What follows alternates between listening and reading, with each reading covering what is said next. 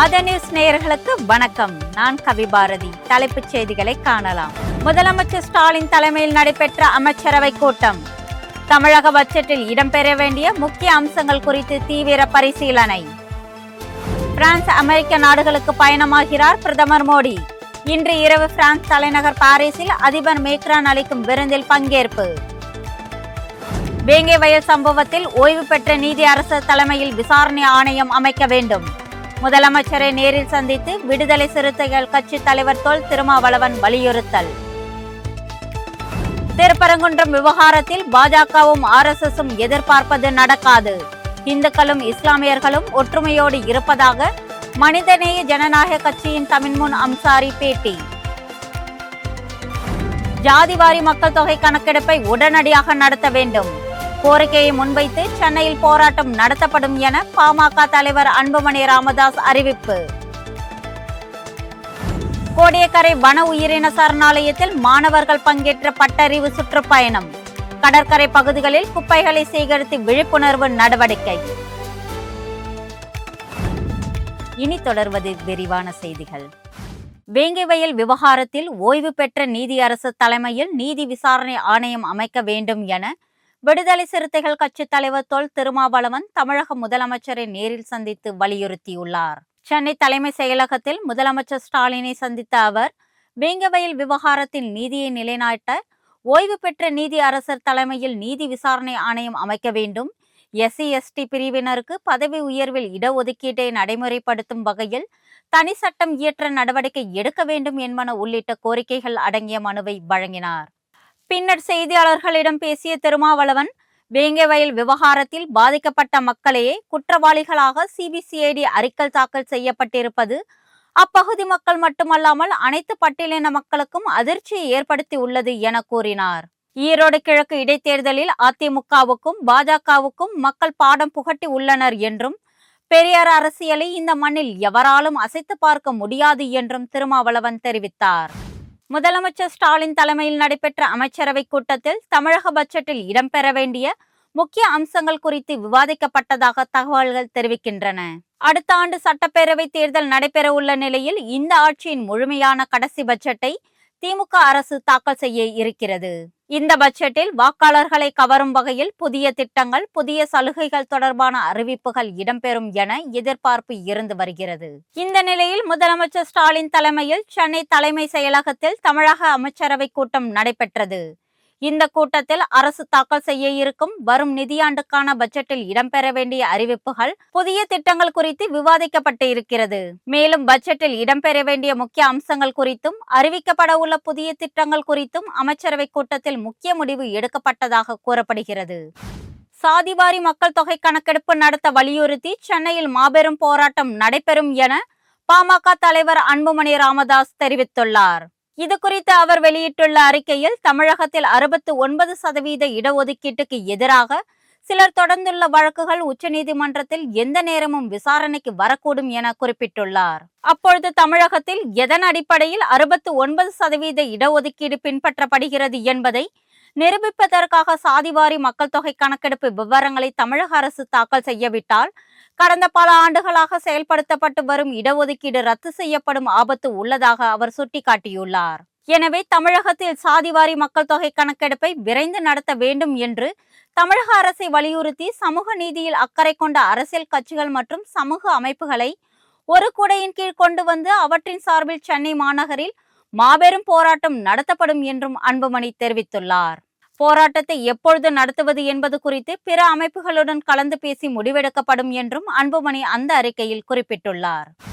பொங்கல் தொகுப்புடன் வழங்கப்படும் இலவச வேட்டி கொள்முதலில் ஊழல் செய்த அமைச்சர் காந்தி உடனடியாக பதவி விலக வேண்டும் என பாஜக மாநில தலைவர் அண்ணாமலை வலியுறுத்தியுள்ளார். இது குறித்து அவர் வெளியிட்டுள்ள எக்ஸ் தள பதிவில், கடந்த ஆண்டு வேஷ்டி நெசவுக்கு பயன்படுத்தப்படும் பருத்தி நூலை வாங்கியதில் பெரும் முறைகேடு நடந்திருப்பதாகவும், இதன் மூலம் மக்களை ஏமாற்றியதாகவும் அவர் குற்றம் சாட்டியுள்ளார். கோவையில் உள்ள ஜவுளி ஆராய்ச்சி மையத்தில் தாங்கள் ஆய்வு நடத்தி இதனை கண்டுபிடித்து இருப்பதாகவும் கூறினார். ஒவ்வொரு ஆண்டும் ஏழை எளிய மக்களுக்கு வழங்கப்படும் இலவச வேட்டி சேலை விநியோகத்தில் அமைச்சர் காந்தி கொள்ளையடிப்பதாகவும், இனியும் அவர் அமைச்சராக நீட்டிக்க கூடாது என்றும் அண்ணாமலை வலியுறுத்தியுள்ளார். திருப்பரங்குன்றம் சிக்கந்தர் மலை விவகாரத்தில் பாஜகவும் RSSம் எதிர்பார்ப்பது எதுவும் நடக்காது என மனிதநேய ஜனநாயக கட்சி தலைவர் தமிமுன் அன்சாரி தெரிவித்துள்ளார். மயிலாடுதுறையில் செய்தியாளர்களுக்கு பேட்டியளித்த அவர், டெல்லி சட்டப்பேரவை தேர்தல் தோல்விக்கு பிறகு இந்தியா கூட்டணி சுய பரிசோதனை செய்து கொள்ள வேண்டியது அவசியம் என கூறினார். மயிலாடுதுறையில் செய்தியாளர்களுக்கு பேட்டியளித்த அவர், டெல்லி சட்டப்பேரவை தேர்தல் தோல்விக்கு பிறகு இந்தியா கூட்டணி சுய பரிசோதனை செய்து கொள்ள வேண்டியது அவசியம் என கூறினார். ஈரோடு கிழக்கு இடைத்தேர்தலில் திமுக வேட்பாளரை தவிர அனைவரும் டெபாசிட் இழந்ததற்கு திராவிட மாடல் அரசு நிர்வாகத்தின் மீது மக்கள் வைத்த நம்பிக்கையே ஆகும் என தெரிவித்தார். திருப்பரங்குன்றம் மலை விவகாரத்தில் பாஜகவும் RSSம் எதிர்பார்க்கும் எதுவும் நடக்காது என்றும், அங்குள்ள இந்துக்களும் இஸ்லாமியர்களும் ஒற்றுமையுடன் இருக்கிறார்கள் என்றும் தமிமுன் அன்சாரி குறிப்பிட்டுள்ளார். வெளியூர்காரர்கள் தங்கள் பிரச்சனையில் தலையிட வேண்டாம் என அவர்கள் கூறியிருப்பதாகவும் தமிமுன் அன்சாரி சுட்டிக்காட்டியுள்ளார். கர்நாடக மாநிலத்தின் பெங்களூருவில் 15வது விமான கண்காட்சியை பாதுகாப்புத்துறை அமைச்சர் ராஜ்நாத் சிங் தொடங்கி வைத்தார். காண்போரை மெய்சிலிர்க்க வைக்கும் வான்வெளி சாகச நிகழ்ச்சிகள் இதில் இடம்பெற்றன. சூரிய கிரண் ஏரோபாட்டிக் குழுவின் BAE ஹாக் MK-132 ரக சிறிய ரக விமானங்கள் தேசிய கொடியை பிரதிபலிக்கும் வகையில் வண்ண பெட்டிகளை வானில் தூவி அலங்கரித்தபடி சீறி பாய்ந்து சென்றன. இதேபோல் இந்திய விமானப்படையின் இலகு ரக விமானமான தேஜஸ் மார்க் 1A மற்றும் சுகை Su-30 MJKI போன்ற போர் விமானங்கள் வானில் மாயாஜாலங்களை நிகழ்த்தின. இவற்றை கண்டு களிக்க ஏராளமான பார்வையாளர்கள் அங்கு குவிந்தனர். கர்நாடக மாநில தலைநகர் பெங்களூருவில் 2 ஆண்டுகளுக்கு ஒருமுறை இந்திய ராணுவம் சார்பில் விமான கண்காட்சி நடத்தப்படுகிறது. ஆசியாவின் மிகப்பெரிய வான்வெளி மற்றும் இராணுவ கண்காட்சியாக கருதப்படும் ஏரோ இந்திய விமான கண்காட்சி இதுவரை 14 தடவை நடத்தப்பட்டுள்ளது. திருவிடைமருதூர் மகாலிங்க சுவாமி திருக்கோவிலில் தைப்பூச திருவிழாவை ஒட்டி பஞ்சமூர்த்திகள் திருத்தேரோட்டம் விமர்சையாக நடைபெற்றது. திருவிடைமருதூரில் அமைந்திருக்கும் திருவாடுதுறை ஆதீனத்திற்கு சொந்தமான மகாலிங்க சுவாமிகள் திருக்கோவிலில் தைப்பூச பெருவிழா கடந்த 2ஆம் தேதி கொடியேற்றத்துடன் தொடங்கியது. விழாவின் பிரதான நிகழ்வான பஞ்சரத திருத்தேரோட்டம் இன்று வெகு விமர்சையாக நடைபெற்றது. அலங்கரிக்கப்பட்ட சுமார் 500 டன் எடையுள்ள பிரம்மாண்ட தேரில் சிறப்பு மலர் அலங்காரத்தில் மகாலிங்க சுவாமி எழுந்தருளினார். விநாயகர் முருகன் தேர்கள் முன் செல்ல அதனை பின்தொடர்ந்து மகாலிங்க சுவாமி, பிரகத் சுந்தர குஜாம்பிகை, சண்டிகேஸ்வரர் தேர்கள் அணிவகுத்தன.